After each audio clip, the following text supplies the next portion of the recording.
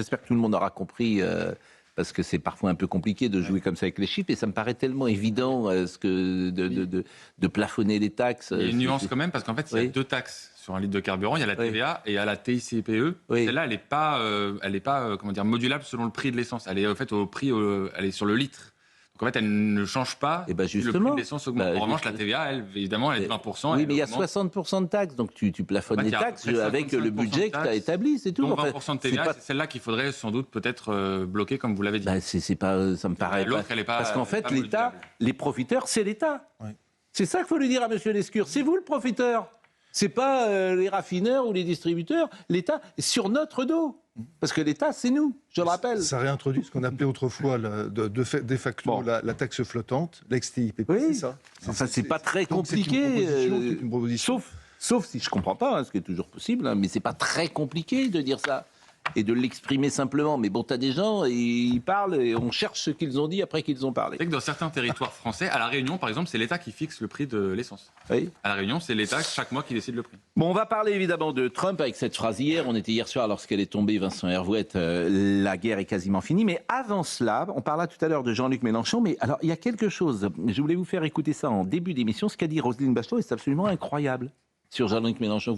Vous avez entendu ce qu'elle a dit ? Oui. Elle a dit qu'il n'est plus il a plus toute sa tête pour dire les choses simplement. Donc écoutez Madame Bachelot, c'est elle qui le dit, et on pourra dans la deuxième partie d'émission évoquer ce qu'elle a dit et puis entendre Monsieur Mélenchon qui s'est exprimé hier. J'ai le sentiment, quelquefois, vous savez, dans les familles du grand-père gâteux qui dit des horreurs dans les repas de mariage ou de communion et dont on se dit comment on va l'arrêter. Parce que, quand même, il y a chez Jean-Luc Mélenchon, que je connais bien, un petit problème psychopathologique. Hein. Il y a cette levée d'inhibition assez caractéristique des atteintes frontales dans les dégénérescences cognitives. Il y a quand même comment ? Vous allez loin, Roselyne, ouais. Non, mais attendez, je regarde l'individu que je connais depuis 40 ans. Enfin, il y a quelque chose qui se passe. Dégénérescence cognitive. Alors, je vois qu'elle a la veste jaune de Sarah Knafo. Je ne sais pas si elle a rallié Sarah Knafo, qui a fait un meeting hier. Il y a 4000 personnes au Dôme. C'est le meeting le plus important dans Paris. 4000 personnes au Dôme pour Sarah Knafo. De toute façon, vous voyez ces militants partout dans Paris, sur les marchés. Oui, alors donc Madame, j'allais dire Madame Knafo, non, Madame Bachelot, elle a la veste jaune, mais j'imagine que c'est pas une supportrice aujourd'hui de Sarah Knafo. Mais en revanche, ce qu'elle dit est dégénérescence cognitive. Je suis fan, moi, de cet argument. Je trouve ça. Je pense qu'il y a d'autres façons d'argumenter contre Jean-Luc Mélenchon que d'aller sur le terrain de la psychiatrisation de la vie politique. C'est pas la psychiatrisation, là. Un peu. C'est pas... Ah non, c'est la médicalisation. En pire, en fait. Oui, ça c'est... C'est un peu Jospin quand il avait attaqué Chirac aussi. C'est un peu du même ordre. Non, c'est pas boomerang. Hein. Pour toute personne... Extraordinaire interview de Jacques Chirac, et qui répond à une question de Gérard Leclerc, à qui on pense chaque matin. Mais après coup, et quand même... Au début, ça m'a fait rire. Et après, plus du tout. Oui. Et je trouve cette interview est... Tiens, d'ailleurs, pour le plaisir, vous avez raison, je dis à notre amie Marine, ressortez cette extraordinaire interview, puis ça nous fera plaisir de revoir Gérard Leclerc, pour tout dire, parce que c'est lui qui pose la question. Et là, tu vois la bête politique, et je le dis sans, évidemment... Non, mais on était Chirac. On est certainement nombreux à avoir des personnes proches dans notre entourage à être atteintes de dégénérescence cognitive, et donc, je suis désolé, il y a des choses comme, comme jouer sur le mot autisme ou anorexie aujourd'hui. D'accord, ça ne se fait pas. Bon, alors, avec le ton. Elle joue pas. Elle joue pas, oui. Persuadée, mais pour moi, c'est une manière de balayer. Charlotte Dornelas. Oh, arrêtez de vous inquiéter, c'est un grand-père gâteux. C'est détestable parce que soit elle a un diagnostic, soit elle répond sur le terrain politique. Et par ailleurs, ça n'explique pas donc le succès de la France insoumise, ses électeurs qui ont des idées. Hein. Oui. Donc on peut recommencer éternellement à prendre un parti, à expliquer qu'ils sont tous complètement cons et à attendre 20 ans les résultats, ou alors on les prend au sérieux. Alors, puisqu'on écoutera tout à l'heure assez longuement Mélenchon, mais je voulais juste vous faire écouter cette séquence que vous allez entendre. Hier, il était manifestement, où est-ce qu'il a fait son meeting ? À la Mutualité.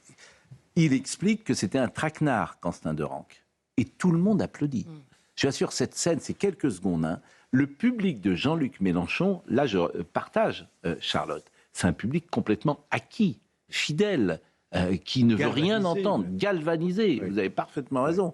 Donc écoutez cette séquence de Jean-Luc Mélenchon, et comme toujours avec Jean-Luc Mélenchon, ce qui est le plus intéressant maintenant, c'est le public. Je vous l'ai dit l'autre jour. L'autre jour, le seul nom qui n'avait pas été sifflé, c'était les autres étaient sifflés, là, mais il y avait un nom qui n'était pas sifflé, et c'était ça qu'il fallait peut-être retenir, et c'était le régime iranien. Oui, oui. Souvenez-vous, alors que les autres noms étaient sifflés. Oui. Donc ça, c'est le public de Jean-Luc Mélenchon. Donc écoutez cette séquence. Alors complotiste, qu'est-ce que ça pouvait bien être? Ce n'est plus l'affaire de Lyon, puisqu'il est démontré que nous avons raison, et que c'était bien un traquenard tendu par Némésis, qui doit être dissoute. Il est démontré que nous avons raison, donc il ment. D'ailleurs, la justice devrait intervenir, parce que il est démontré que nous avons raison, et tout le monde se lève. C'est ça qui est très intéressant. Et Charlotte a raison. Des bulles informationnelles. Je pense que ces gens-là ne baignent et ne s'informent que via les réseaux militants de la France Insoumise, et donc sont persuadés que la vérité qui leur est offerte, présentée en tout cas, est la vérité vraie et unique, alors qu'effectivement... Le traquenard, ça aurait été de mettre en condition ces troupes-là de la jeune garde d'aller assassiner un jeune qui était là bénévolement et qui faisait du mal à personne, finalement. C'est ça le traquenard. Mais ce que dit Thomas, juste une seconde, est très juste, parce que toute la stratégie de Jean-Luc Mélenchon, qui justement servent à avoir des médias qui lui sont fidèles, des médias à sa botte, eh bien là, on voit le résultat. On voit le résultat maintenant. C'est-à-dire cette stratégie qui est voulue, qui est pensée, qui est organisée. On va voir quand même le résultat. Hein. On va voir si Mme Chikirou dépasse 10%. Si elle est en dessous de 10%, cette stratégie à Paris, elle n'aura pas été... C'est pour ça que les municipales vont être passionnantes. Au-dessus de 10%. Mais... Ah oui, on verra. Bon, Donald Trump, chacun fait son petit clip. Vous avez vu, le président de la République a fait son clip, président de la République français, et Donald Trump a fait son clip de campagne ou clip de guerre. Clip de guerre. Alors, voyez ces images, et je le dis pour nos amis d'Europe 1, je vais essayer de commenter en même temps. Même le son, ça suffit, franchement. Même le son. Alors, voyons le clip de Donald Trump, clip de guerre. On the orders of the President of the United States, U.S. Central Command commenced Operation Epic Fury. I'm gonna shoot you right down. This regime will soon learn that no one should challenge the strength and might of the United States Armed Forces. He reminded the world, as he has time and time again, being an American means something unbreakable. If you kill Americans, if you threaten Americans anywhere on Earth, et on est dans un film, on est dans une bande-annonce d'un film hollywoodien qui pourrait s'appeler La guerre selon Donald Trump. C'est la communication, c'est bien que la bataille de la communication existe et qu'elle est importante. Non. Donc hier, ce qu'on voit l'image, c'est toute la suprématie de la technologie occidentale et toute la volonté de puissance qui va avec. Vous avez ça maintenant, à chaque fois qu'il y a une guerre américaine, vous avez les appontages de nuit, vous avez tout le balai qu'il y a sur le pont d'un porte-avions et le départ des missiles et tout ça. C'est le décor de la guerre moderne. Puis alors, vous avez le contre-champ, c'est les ruines fumantes, c'est les gens qui s'affairent autour des blocs de béton. Vous voyez un peu moins les blessés, les mutilés, les fatigués, les névrosés, la misère que ça entraîne. Donc il y a quelque chose d'exaltant, effectivement, dans ces images qui sortent tout droit de Top Gun. Et on aime, les chefs d'État occidentaux aiment à poser comme ça sur le pont avec derrière moi la guerre, derrière moi la puissance, quoi. Et quand hier, le président Macron se rend au large de la Crète, sur le pont du Charles de Gaulle, c'est pas pour faire la tournée des popotes, c'est aussi pour être dans une démonstration de puissance, alors qu'on sait très bien que l'Europe est réduite à l'impuissance, qu'elle n'est que spectatrice. On a gagné, a dit Donald Trump, et la guerre est bientôt finie. Écoutez ce qu'il dit. Sur l'Iran, vous l'avez qualifié d'excursion. Vous avez dit que ce serait fini bientôt. Est-ce que vous pensez que ce sera terminé cette semaine? Parlez-vous de jours? Non, mais bientôt, je pense bientôt, très bientôt.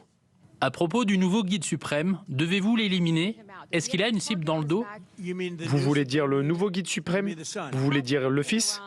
Comment peut-il y avoir un Iran...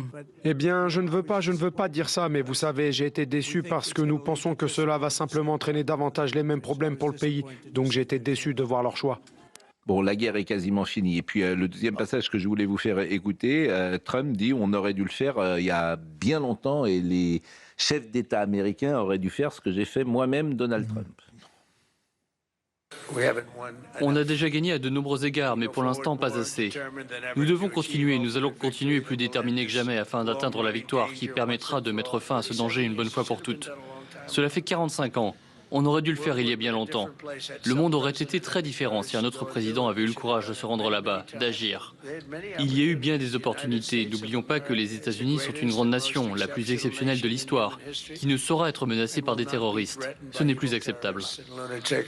Bon, ce qui est étonnant, évidemment, c'est que Trump avait fait sa campagne en expliquant que jamais il n'irait dans le monde faire le gendarme du monde. Mais entendre ça alors que pendant 2 mois, le peuple iranien qui descendait dans la rue s'est fait massacrer, et que c'est inaudible. Et qu'aujourd'hui, évidemment, les mêmes disent alors, comment se fait-il que le peuple iranien ne sorte pas?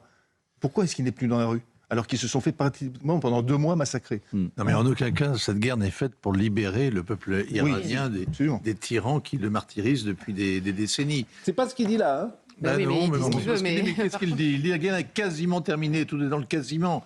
Ce qui est quasiment terminé, c'est les stocks de missiles à disposition. Ce qui est quasiment terminé, c'est la patience du peuple MAGA, de son électorat, à 6 mois des élections. Ce qui est quasiment terminé, c'est sa patience à lui, parce qu'on sent qu'il bout. On est qu'à la 2e semaine et il en a déjà assez. Charlotte Dornelas. Non, mais en effet, la guerre ne peut pas être pensée pour ça. Sinon, dans toutes les guerres précédentes, vous disiez, Donald Trump s'est fait élire justement sur la volonté de ne pas refaire ces guerres, mais il a surtout énormément attaqué ses prédécesseurs, eux-mêmes engagés dans ces guerres, qui étaient toujours justifiées au nom de la liberté des peuples. Jamais vous faites une guerre pour dire on va récupérer une base, on va sécuriser la sortie de pétrole. Enfin, c'est assez rare quand même. Après, pour me faire la défense de Donald Trump, il y a une archive qui circule beaucoup. C'est en 1980, c'est sa première prise de parole sur l'actualité internationale. Il est entrepreneur à l'époque et déjà il réagit à la prise d'otage des Américains en Iran. Et il dit il faut qu'on intervienne plus fortement que ce qui est le cas. Donc il a porté aussi un discours qui était celui d'intervenir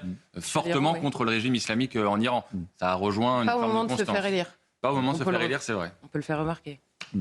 Protéger le monde de l'imminence d'une bombe nucléaire iranienne. Faut pas Alors justement, ça c'est le troisième passage. C'est ça le vrai sujet. Oui, mais est-ce que là il bluffe ou pas lorsque Trump dit on était obligé d'attaquer parce que l'Iran nous aurait attaqué? Écoutez le président Trump.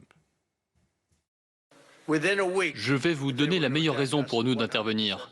Sous une semaine, l'Iran nous aurait attaqués. Ils étaient prêts. Ils avaient leurs missiles pointés vers nous. Mais ils auraient aussi attaqué tout le Moyen-Orient et Israël. Et s'ils avaient eu une bombe atomique, ils l'auraient utilisée contre Israël. Et cela aurait été une attaque absolument majeure. Ils avaient tous ces sites avec des missiles. Et nous avons été à même de détruire 80% des missiles et des armements de l'Iran. Aujourd'hui, il leur reste finalement très peu de munitions à lancer. Alors là, décryptage. S'il était besoin encore de le démontrer, que l'Iran soit un État terroriste, je veux dire, depuis 10 jours, ils ne font que le manifester. Ils sont attaqués à un pays neutre comme Chypre, à des pays amis comme Bahreïn, Qatar, Oman, un pays qui servait de médiateur. Ils n'ont pas hésité à canarder alentour et à se conduire comme vraiment des voyous qui mettent le village à sac quand l'un des leurs a été arrêté après avoir volé les poules. C'est ça la question. Pardon ? Vous allez la voir. Vous allez la voir, la bombe atomique. C'est ça la question, à 8 jours près. Ils approchent, ils sont au seuil nucléaire pratiquement. Ils ont le matériel, ils ont des ingénieurs, ils ont une connaissance. À 8 jours près. Et ils ont même des réserves donc, de 450 kilos d'uranium enrichi qui sont dans la nature. On ne sait pas où ils sont, de quoi faire pas mal de bombes sales. Donc, ce que disent les experts, qui laissent rêveurs, qui laissent pensifs, donc moi je vous dis quelle est la nature du régime iranien, pour son peuple, qui est un régime de terreur, et pour l'extérieur, l'étranger, qui est un régime dangereux. Mais quant à l'activité nucléaire, les experts nous disent que depuis juin dernier, ils n'ont absolument rien relevé. Il ne s'est rien passé sur le front nucléaire. Voilà. Je jette un œil sur les marchés qui repartent à la hausse ce matin, manifestement. Le baril, vous savez combien a pris le baril hier ? Leur patience est quasiment terminée au marché, oui.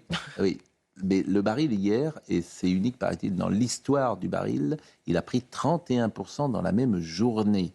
31%. Alors, il a rebaissé depuis, après la prise de parole de Donald Trump. Et je regardais la bourse, manifestement, les marchés, comme on dit... Les brokers sont des mammifères assez impulsifs, hein, assez émotifs. Hein. Oui, oui. Un mot du président et hop, ça redescend. Et hop, ça redescend, comme vous dites. Alors, qui va diriger, écoutez, Trump, qui va diriger l'Iran? Et maintenant, ils ne savent plus qui est-ce qui va diriger leur pays. Et nous n'allons pas nous arrêter tant qu'ils ne sont pas complètement et entièrement détruits et qu'ils capitulent complètement. Oui, donc vous voyez, là, c'est quand même la fin du régime. Je vous disais tout à l'heure, c'est pas ce qu'il dit. Là, c'est ce qu'il dit, capitulation. Capitulation, c'est ce qu'il demande. Oui. Bon. Vous savez comment ont réagi les gardiens de la Révolution au fait à ce quasiment terminé? Les Iraniens ont réagi pendant la nuit en disant... Mais pas du tout, c'est à nous de décider quand ce sera terminé. C'est à nous de décider les Georges Fenech. La capitulation, je l'entends comme une capitulation militaire, pas politique. Politique, ils feront ce qu'ils voudront. Mais militaire, on ne veut plus de missiles, et surtout pas intercontinentaux, c'est ça qu'ils craignaient, hein, et on ne veut pas de fabrication d'armes nucléaires. Après, le régime politique, c'est autre chose. Nucléaire, on se souvient de ce que Bush et des armes de destruction massive aussi. Ça n'avait rien à voir avec les armes chimiques, ça n'avait rien à voir. La quête de l'Irak.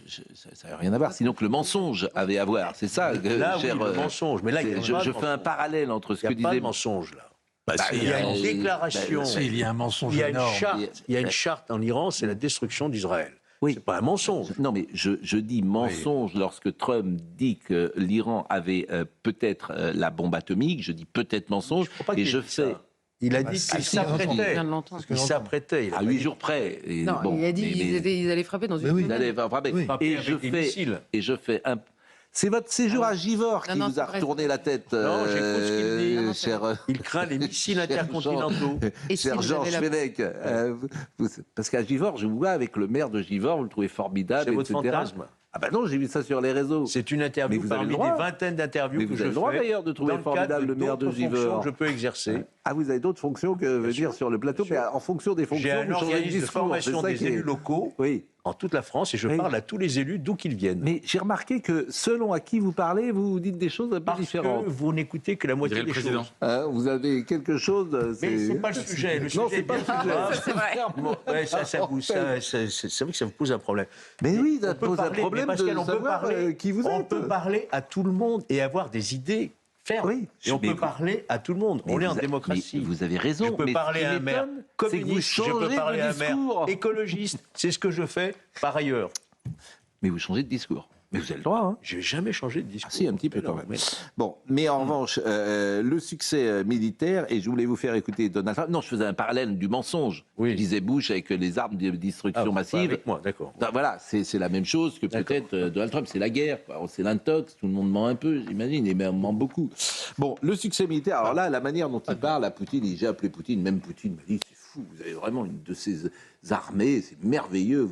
Il l'a félicité, dit-il. Tout ça est sans doute faux aussi. On a vu le résultat avec Poutine. Tout ça est sans doute faux, bien évidemment. Mais ce ne serait pas. Non, je pense que le président Poutine encourage le président Trump dans sa guerre aux Iraniens, ce qui lui évite de faire la guerre pour les Ukrainiens. Non, mais la malice, l'intérêt de je croyais que Poutine était derrière l'Iran. Bah oui, l'intérêt de la Russie, c'est deux choses. C'est le cours du pétrole, ça ne la gêne pas, hein, au contraire. Oui. Ça renchérit ça lui permettra d'écouler ses stocks. Oui. Et deux, notamment auprès de la Chine, et puis deux, surtout, l'épuisement des stocks de missiles patriotes. Parce que, au bout de 3 jours de combat, le chef d'état-major de l'armée américaine expliquait que les Iraniens avaient tiré 500 missiles balistiques et 2000 drones. Alors, pour arrêter un missile balistique iranien, il faut en général 2 missiles, ou même 3 parfois, patriotes. Vous savez combien est-ce qu'on produit par an de missiles patriotes, les usines qui les fabriquent aux États-Unis? Eh bien, ils en produisent 600. Donc 500 missiles iraniens, ça fait 1000 à 1500 missiles patriotes. Donc là, en 3 jours, vous avez déjà épuisé 2 ans et demi de production des patriotes. OK? Vous suivez à peu près le calcul? Oui. Bon. Eh bien, ce qui veut dire... Non mais bon, pardonnez-moi, mais quand il y a... Moi, on m'a toujours appris dans le journalisme, quand il y avait plus d'un chiffre dans un papier, tout le monde était perdu. Donc j'essaie d'être pédago. Mais quand il n'y a plus de missiles patriotes, où est-ce qu'on va les trouver? On va récupérer ceux qui traînent un peu partout. Et donc, les Ukrainiens, depuis maintenant 15 jours, subissent un assaut redoutables, notamment sur les installations électriques, des Russes. Donc, Poutine ne va pas dire à Donald Trump « Arrêtez, laissez mes amis iraniens tranquilles, on va s'arranger ». Non, pas du tout. Il va le pousser au crime tant qu'il pourra. Bon. Écoutez, Donald Trump, c'est du jeu du billard à trois bandes, comme on dit, puisqu'en même temps, il y avait une citation de Poutine qu'on a passée hier, où il était du côté de ses amis iraniens.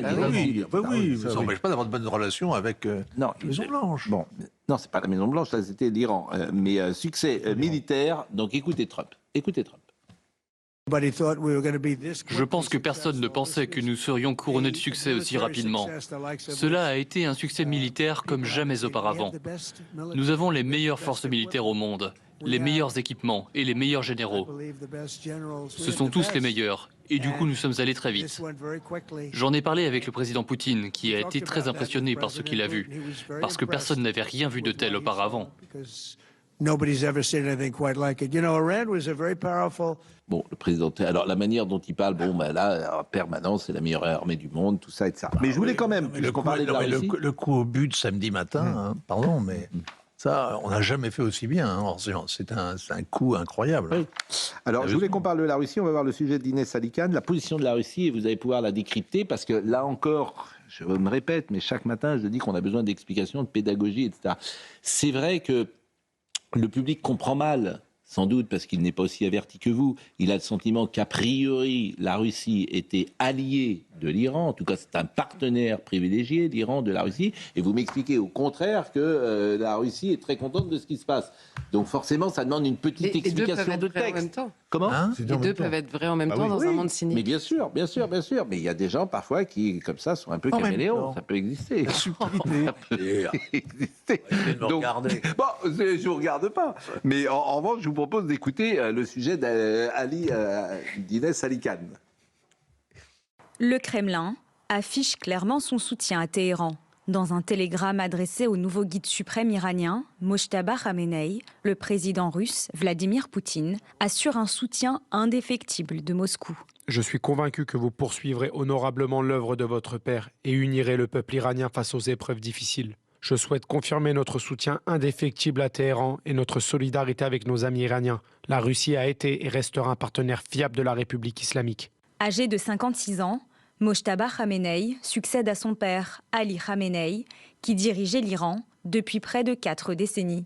Au-delà du soutien diplomatique, les deux pays coopèrent déjà sur plusieurs dossiers stratégiques. Je rappelle que l'Iran est la troisième destination des exportations de céréales russes, après la Turquie et l'Arabie saoudite. En plus, l'Iran construit une centrale nucléaire avec la Russie à Boucher. Et enfin, l'Iran était potentiellement un achat d'armes russes. Un rapprochement qui illustre la recomposition des alliances sur la scène internationale. Je me mets à la place de ceux qui nous écoutent, Vincent Herouette. Et ils viennent d'entendre ce sujet avec certains experts. Et ils viennent d'entendre que l'Iran et la Russie coopèrent. Et puis, 40 secondes avant, ils vous ont écouté, vous. Et ils voient peut-être quelque chose de contradictoire, qui a besoin d'une explication, parce que les deux choses sont vraies. Et cette explication contradictoire, peut-être pouvez-vous nous l'expliquer. Les États ont des intérêts qui sont parfois contraires à leurs alliances objectifs. On peut avoir des amis et être en rivalité avec eux. D'accord ? De la même manière, on peut avoir une alliance, par exemple, entre la Russie et l'Iran. Ils sont alliés contre les djihadistes sunnites. Non, mais là, c'est les céréales, par exemple. Non, j'explique. Entre l'Iran, c'est compliqué. Entre l'Iran et la Russie, il y a toutes sortes de centres d'intérêt. Ils sont alliés contre l'influence des Américains en Asie centrale. Ils sont alliés à l'intérieur de l'Organisation de coopération de Shanghai. Ils sont alliés, en plus du business, en plus du business de la contrebande et tout ce qui se passe entre ces deux pays qui sont deux pays parias. Ils ont des intérêts communs. Mais il y a aussi une réalité, c'est que la Russie, en ce moment, est aux prises avec une guerre dont elle n'arrive pas à se dépatouiller, qui devait se terminer, qui était quasiment terminée au bout de 8 jours et qui dure depuis 4 ans. L'Ukraine, et là, ce qui est en train de se passer dans le Golfe, est tout bénéfice pour Moscou. Voilà. Mais ça n'empêche qu'il téléphone à la Maison-Blanche et il discute aimablement avec Donald Trump, mais en même temps, il envoie un message de félicitations au fils du guide, qui est guide lui-même, et à cette nouvelle, donc, bizarre, monarchie, dynastie théocratique, unique au monde, on n'a jamais vu ça ailleurs. Bon, le ministre iranien des Affaires étrangères, Abbas Araghchi, je ne sais pas si je le dis bien, a affirmé ce mardi qu'il était prêt à se battre aussi longtemps que nécessaire contre les États-Unis et Israël, contredisant le président américain Donald Trump. Et pour ne rien... Ça veut dire qu'il est prêt à négocier. Voilà. C'est pour ça que vous êtes là. Bon, et pour ne rien arranger, maintenant il y a les Houthis au Yémen. Ah oui. Bon, alors ça c'est là qui rajoute à la complexité. Mais on va voir le sujet peut-être d'abord, parce qu'ils soutiennent l'Iran, ces Houthis. Et on va voir le sujet de Juliette Saada. C'est épouvantable. C'est épouvantable. Depuis l'extension du conflit au Liban, les Houthis multiplient les menaces et leur soutien à la République islamique d'Iran. Ce groupe armé chiite, qui contrôle un tiers du Yémen, est né dans les années 90. Soutenu politiquement et militairement par l'Iran, il forme avec le Hamas et le Hezbollah l'axe de la résistance, une alliance contre Israël et les États-Unis. Implantés dans l'ouest du pays, les Houthis contrôlent la capitale, Sanaa, ainsi qu'une partie de la côte sur la mer Rouge, avec un détroit stratégique majeur du commerce mondial, où chaque année des dizaines de milliers de navires transitent, transportant pétrole, gaz et marchandises. Si les Houthis ne constituent pas une armée classique, ils disposent d'une capacité de nuisance importante. Un arsenal estimé à plusieurs centaines de missiles, des drones, ainsi que des bateaux explosifs télécommandés et des mines sous-marines utilisées pour perturber le trafic maritime en mer Rouge. Objectif, faire pression sur leurs adversaires et créer de l'insécurité pour les navires commerciaux. Ces images datent de novembre 2023. Un hélicoptère survole un cargo en direction d'Israël. Une dizaine de Houthis lourdement armés s'introduisent dans la passerelle et menacent tout l'équipage. Une méthode d'intimidation violente de la part de ces rebelles qui pourraient prendre part au conflit aux côtés de l'Iran prochainement. Bon, quelle est l'importance ou les conséquences de cela? On va peut-être en parler. Il est 9h30, vous allez donner la réponse après Soumaïa Labidi. J'espère que je vais... Vous avez 30 secondes? 30 secondes. Eh bien, les Houthis, c'est une milice chiite qui était instrumentalisée par l'Iran, comme la milice chiite libanaise, le Hezbollah. Et ils les ont fournis en armes, et ils sont une sorte de ligne de front qui harcèle les pays occidentaux, notamment en gênant la circulation des bateaux, le trafic maritime en mer Rouge. Et vous avez parlé de Benjamin Netanyahou qui a pris la parole. Et ben, je vous propose de l'écouter. Il est sur le même registre, évidemment, que Donald Trump. Notre aspiration est de libérer le peuple iranien du joug de la tyrannie. En fin de compte, cela dépend de lui. Mais il ne fait aucun doute que les actions entreprises jusqu'à présent lui portent un coup dur. Et nous n'en avons pas fini. Ah, vous voyez la différence de ton quand même. Et là, vous ne pouvez pas vous empêcher de penser que entre Bibi Netanyahou et Donald Trump, il y aura tôt ou tard un divorce. Les Israéliens savent pourquoi ils font la guerre. Et ils sont déterminés à la faire jusqu'au bout. Ils ont des buts de guerre qui sont clairs. Et tout le pays est derrière le Premier ministre. Il y a longtemps que cette guerre, ils la préparent, ils y réfléchissent, ils s'y résignent ou ils l'espèrent au choix. Mais en tout cas, ils sont décidés à la faire. Et alors que le président américain parle d'une petite excursion en Iran, dit que c'est quasiment terminé, minimise pour rassurer les marchés. Les Israéliens se moquent des marchés. Ils se moquent peut-être aussi de l'ordre qui règne au Moyen-Orient et qu'il y ait une Perse éclatée, ça leur plairait peut-être. Charlotte Dornelas ? Non, mais c'est vrai que c'est absolument stupéfiant. Depuis le premier jour, ils sont constants, les Israéliens.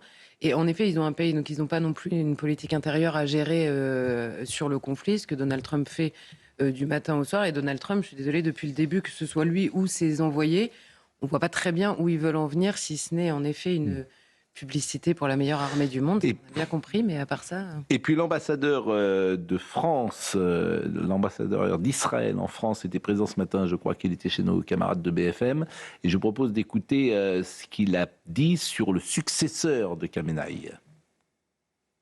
Mujtaba, qui est le fils du précédent, n'est pas celui qui que les Iraniens voulaient choisir comme successeur au guide suprême à Khamenei. Ce qu'on sait, c'est qu'on a déjà éliminé son chef de cabinet avant même qu'il ait été choisi, que Mojtaba a été officiellement choisi. Et on sait aussi que s'il continue avoir la même ligne que son père, il sera aussi sur une liste de ceux qui doivent être éliminés. L'objectif, c'est de faire en sorte que ce régime change sa conduite fondamentalement. Accepte de vivre en paix avec ses voisins, accepte de vivre en paix avec nous, accepte de laisser vivre sa propre population.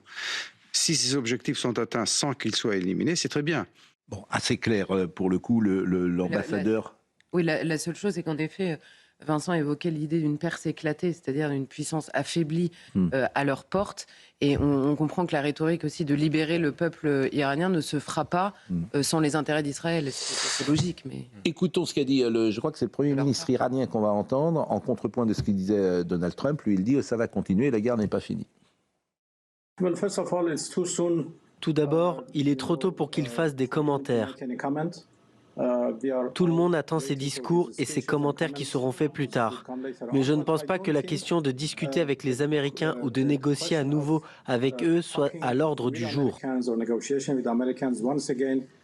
Parce que, vous savez, nous avons une expérience très amère des discussions avec les Américains. Sarakchi, même s'il y a des remaniements très vite en Iran, il reste quand même ministre des Affaires étrangères et non pas Premier ministre, comme je vous l'avais dit. Les Occidentaux. Pardon ? Et il connaît bien les Occidentaux. C'est lui qui négociait, il y a encore 15 jours ou 3 semaines, avec Witkoff et le gendre Kouchner, qui négociaient à Genève et à Oman. Il devrait d'ailleurs être à Genève et à Oman. Les footballeuses iraniennes, alors bien sûr ça peut apparaître anecdotique, mais elles ont été en danger parce qu'elles ont refusé de changer l'hymne actuel du régime. D'ailleurs Reza Pahlavi les a soutenues. Je vous propose de voir le sujet de Corentin Alonso parce qu'elles sont en danger, ces jeunes femmes.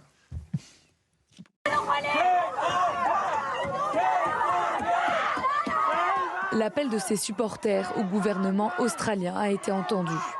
Le Premier ministre a annoncé que le pays avait accordé l'asile à 5 joueuses de la sélection iranienne. Les Australiens ont été touchés par le sort de ces femmes courageuses.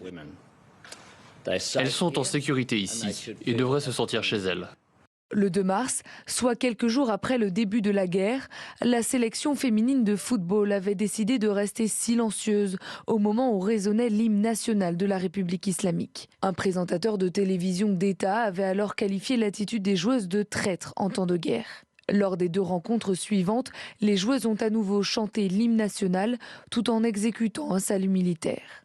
Plusieurs personnalités, dont Donald Trump, avaient fait part de leurs préoccupations quant à la sécurité des joueuses une fois de retour dans leur pays. Le président américain a félicité le Premier ministre australien pour son action.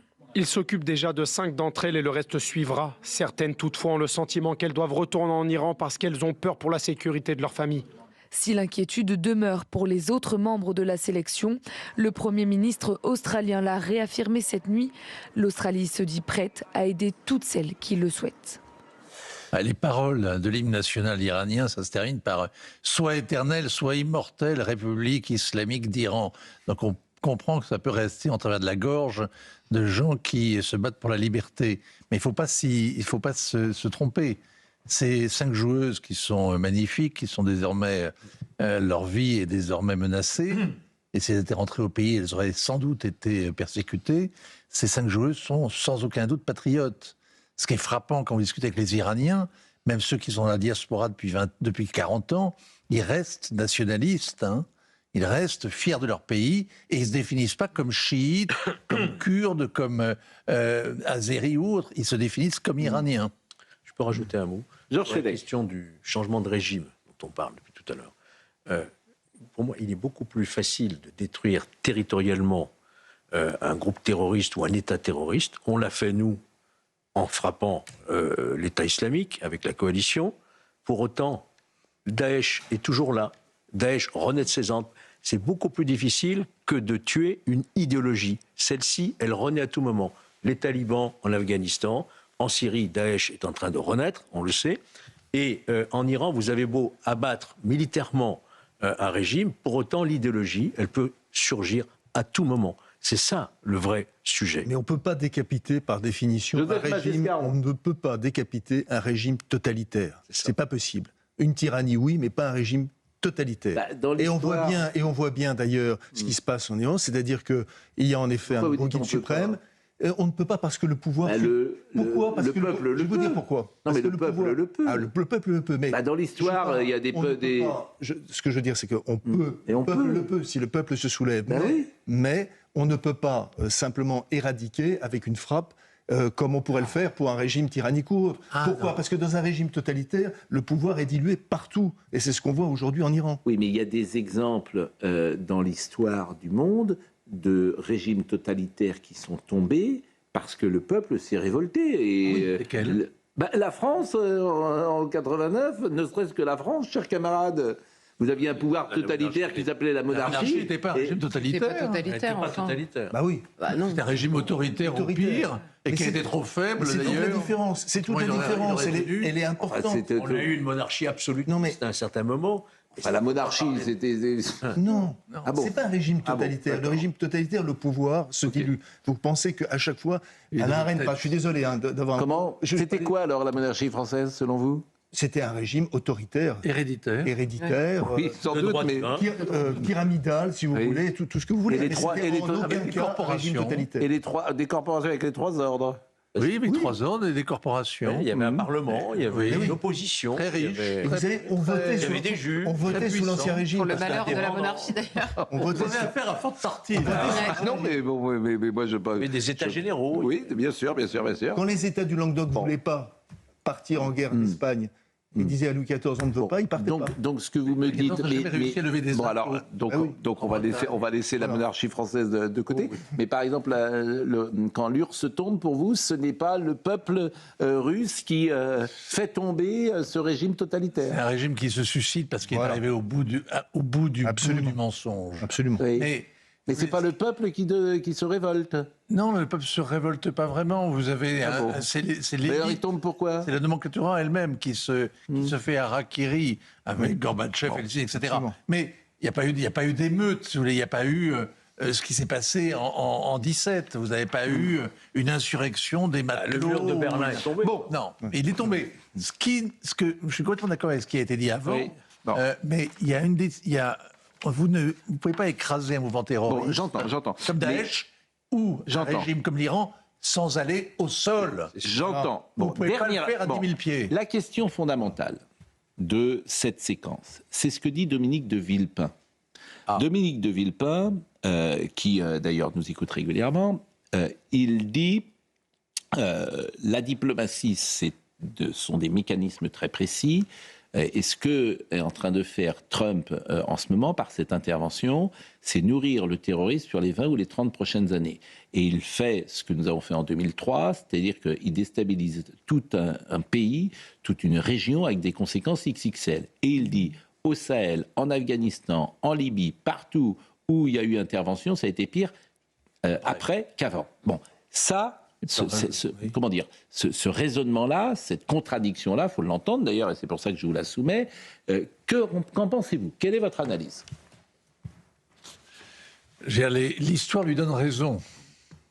Ça qui est terrible, c'est qu'effectivement, toutes ces interventions sont soldées par un échec éclatant, par un chaos qui a perduré. Je veux dire, la guerre en Irak, c'est depuis 30 ans, elle nous mine. Le terrorisme en France, il n'y a pas de Bataclan, si vous voulez, s'il n'y a pas Daesh, il n'y a pas Daesh, si vous n'avez pas coupé la tête à Saddam Hussein dans le pendant, et si vous n'avez pas laissé toute son armée, tous ses officiers rallier la cause islamiste et créer un contre-pouvoir. Donc, de cette manière, oui, c'est vrai. Et en plus, ça nous touche. Alors, ça touche directement. C'est pas simplement le pétrole. Alors, qu'est-ce qu'on fait ? Qu'est-ce qu'on fait avec ces régimes-là ? Donc, Trump ne doit pas intervenir ? Qu'est-ce qu'on fait ? Non, mais je vous dis pas ça. On les laisse mourir, les Iraniens, on les laisse vivre sous une théocratie moyenâgeuse, on n'intervient pas parce qu'on dit... mais laissez le Moyen-Âge tranquille, enfin. Oui, c'est vrai. Laissez la monarchie et le Moyen-Âge tranquille. Heureusement que Charlotte... Le Moyen-Âge, c'est Notre-Dame de Paris, enfin, ça suffit. Charlotte Dornelas. Bon, non, mais qu'est-ce qu'on fait ? C'est une vraie... Là, c'est une question de fond que je vous pose. Je vous pose une question de fond. Si vous voulez, par exemple, vous avez le contre-exemple auquel tout le monde pense forcément quand on parle d'abattre une dictature et un régime totalitaire, c'est les nazis. Quand les Américains débarquent en Allemagne, après avoir écrasé le bunker et que Hitler ait disparu avec son état-major, mais ils prennent le pays en charge, ils le reconstruisent, ils financent la reconstruction et surtout, ils rééduquent lentement, longuement le peuple allemand. C'est le peuple allemand qui a voté pour Adolf Hitler. Il y a un travail de rééducation. Je suis d'accord avec vous, mais c'est pas ma question. Bon. Bah si, c'est la question. Ma question, c'est qu'est-ce qu'on fait avec ces régimes-là, nous? On les laisse? Non, mais on rentre pas? Quand il y a une menace directe de l'ordre nucléaire et balistique. Si j'étais israélien, je serais derrière la guerre, évidemment. Et je ne suis pas israélien. Moi, je suis français. Bon. Donc les intérêts de la France m'importent. Est-ce que Emmanuel Macron, les intérêts de la France, je comprends que je ne Villepin. Non, mais c'est intéressant. 5 secondes. Je vais prendre un autre exemple. Pardonnez-moi, je vais prendre un autre exemple parce que je reviens Joseph Massescaron. Emmanuel Macron, ce sera après. Intervenir au sol. Si le Vietnam n'était pas intervenu, le Cambodge serait toujours sous le pire régime totalitaire qu'il y ait eu. Voilà. Le pire. Or, le Vietnam est intervenu, et comme le dit très justement Vincent, il est intervenu au sol. D'accord ? Et juste en parenthèse, celui qui a fait la transition démocratique, je dis ça au passage, c'est Norodom Sihanouk. Voilà. C'est tout. C'est le roi. C'est-à-dire le roi. Qui avait perduré du temps des. Écoutez, je suis entouré de monarchistes et c'est une bonne chose. Je pense que ça va rehausser notre niveau. Il y en a même en Iran, vous êtes cerné. Notre image, ça va rehausser notre image, bien sûr, dans l'opinion publique. Ça a du bon, la monarchie. Ah ben bien, alors, Jean Sénèque, écoutez, non mais je vous dis, il nous manquait plus que ça, d'être royaliste. Monarchie républicaine. Non, mais comment? C'est la dernière chose. Un quart des pays européens sont monarchies, sont des royautés. Ah non, mais attendez, moi, attendez, il nous manquait plus que ça. Je dis, d'être monarchiste, c'est la dernière chose qu'on ne nous avait pas taxé. Mais pourquoi pas, d'ailleurs? Pas tellement hostile au début. Oui, bien sûr, bien sûr. Même à la fin. Tout à fait. Bon, il est 9h45. On va être tout à l'heure. C'est l'anniversaire de Didier Barbelivien. Bon anniversaire. 10 mars. Vous l'avez invité, j'espère? Non, je ne l'ai pas invité, mais on lui souhaite un bon anniversaire parce qu'on écoutera une petite chanson tout à l'heure. Et juste avant d'écouter Emmanuel Macron, j'avais demandé à Marine de ressortir l'interview culte de Jacques Chirac pendant la campagne de Jospin. D'abord parce que j'ai beaucoup écouté Jacques Chirac. Oui. Voilà, même si après son bilan, on peut... Vous arrive de l'imiter aussi. On peut le bilan en parler, mais ce qui est toujours intéressant, c'est la forme, en l'occurrence, la bête politique qu'il est, le ton qu'il a, le rythme qu'il a, qui est lorsqu'il répond à Gérard Leclerc, et puis ça nous fait plaisir de réécouter Gérard. Alors je ne sais pas si Marine a... Ah non, mais alors c'est pas 10 secondes, donc est-ce qu'on peut demander un extrait? J'ai demandé il y a une demi-heure. Hein. Est-ce qu'on peut demander un extrait de 1 minute avec la question de Gérard Leclerc et la réponse de Jacques Chirac à nos équipes? Mais en attendant, nous allons...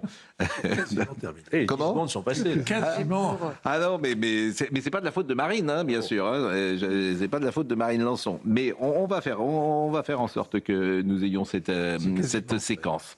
Que voulais-je vous dire? On va écouter le président Macron. Ah oui, alors je vous ai dit le clip. Ah, mais chacun a son clip. Le président Macron a son clip. Il est mieux le français quand même. Ce matin. Comment? Oui.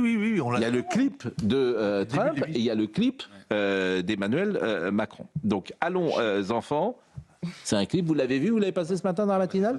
Donc écoutons le clip. Celui des Américains. Allons, enfants de la patrie, le jour de gloire est arrivé.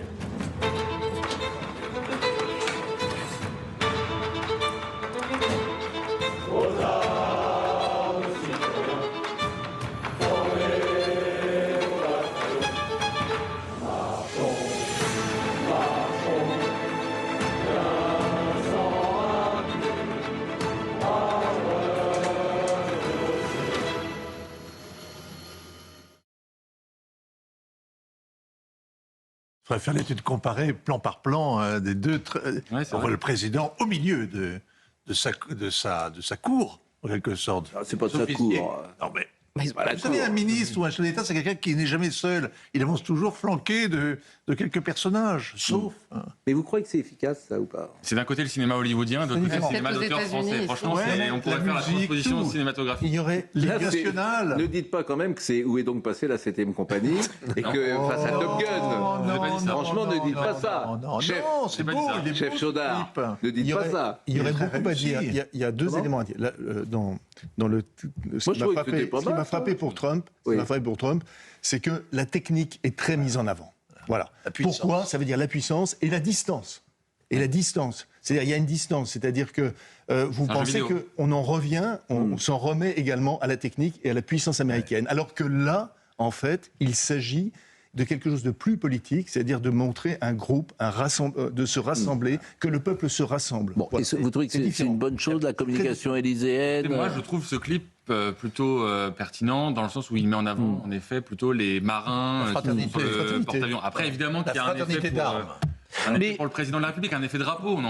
Mais pour tout dire, parce que je trouve que Vincent, j'essaie toujours d'être au plus près de ce que je pense, je vous trouve un peu rude sur Emmanuel Macron dans ses prises de position, et je trouve qu'il dit ce qu'il doit dire, que ce soit à l'île Longue, que ce soit à Chypre, ou que ce soit ses interventions. Elles me paraissent dans le ton qu'on doit avoir dans cette période-là. Et d'ailleurs, regardez, les oppositions sont assez muettes. Non, mais vous avez un choix politique qui est, de la part du président Macron, de se porter à l'avant-garde et d'être ainsi l'homme qui incarne une défense européenne, dont il serait le leader, dont il assumerait le leadership, qui peut donner lieu à une réflexion critique, oui ou non. Quant au clip, moi je trouve qu'il est formidable. C'est un très beau clip. Qui met en avant effectivement la fraternité d'armes, la Marseillaise. Bon, on va non, mais sur ce qu'il dit, par exemple, hier soir, j'ai trouvé, on en a déjà parlé, on va l'écouter là, par exemple, la France, il rappelle la position de la France. Et je trouve qu'il n'y a pas grand-chose à lui reprocher dans cette... Comme sur la dissuasion nucléaire, on en parle dans 15 jours. Pascal. Mais non, mais moi je vous fais confiance, c'est vous le spécialiste. C'est la même chose sur la dissuasion nucléaire. Joseph Massescaron. Il y a une cohérence. C'est-à-dire qu'évidemment, sur la dissuasion nucléaire, qu'est-ce qu'il affirme? Là aussi, la souveraineté, la responsabilité entière de la France et le fait de protéger les Français. Bon, écoutons ce qu'il a dit. La position, pour une fois qu'il y a une cohérence. La position française. Il y a puis même dans le ton, comment dire, c'est toujours intéressant la forme, parce que quand la forme n'est pas au rendez-vous avec le fond, c'est qu'il y a quelque chose qui ne va pas. Là, je le trouve plutôt sur ses appuis, je le trouve plutôt sur ses appuis, comme on dit en termes de sport. Écoutez la position française. Aujourd'hui, je veux dire aux Français que la France, dans ce grand désordre de la région, opère avec calme, méthode, au service de la protection de ses ressortissants, en partenariat avec ses alliés et de manière strictement défensive, et au service de la liberté de circulation pour défendre au fond nos intérêts propres, nos ressortissants, notre sécurité et l'accès aux ressources dont on a besoin et l'économie mondiale, et puis pour être à la hauteur de nos responsabilités, c'est-à-dire aux côtés de nos partenaires et de ceux avec qui on a des accords de défense. La France n'a pas déclenché ce conflit, elle n'y est pas partie prenante. Mais nous agissons là comme puissance de paix, puissance d'équilibre. On défend les nôtres, on est aux côtés de nos amis. Voilà le cadre strict dans lequel nous opérons aujourd'hui. Il a dit la France n'a pas déclenché ce conflit. Vous avez dit tu parles... Parce que nous sommes une puissance donc purement défensive. Hein. Eh bien, vous allez me traduire ça en farci.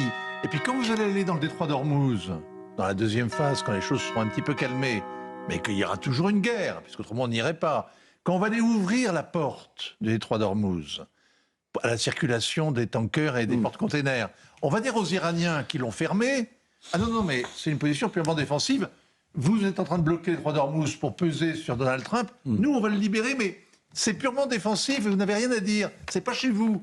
Non, mais le mot défensif, je suis d'accord avec vous, le mot défensif, il est... Donc on est bien d'accord, le mot purement défensif est une là-dessus, vous avez raison. Une conception de l'esprit qu'on aura du mal à imposer à des Iraniens qui sont en train de taper sur tous les pays autour. 16, vous avez dit hier. Vous avez entendu le... Karim.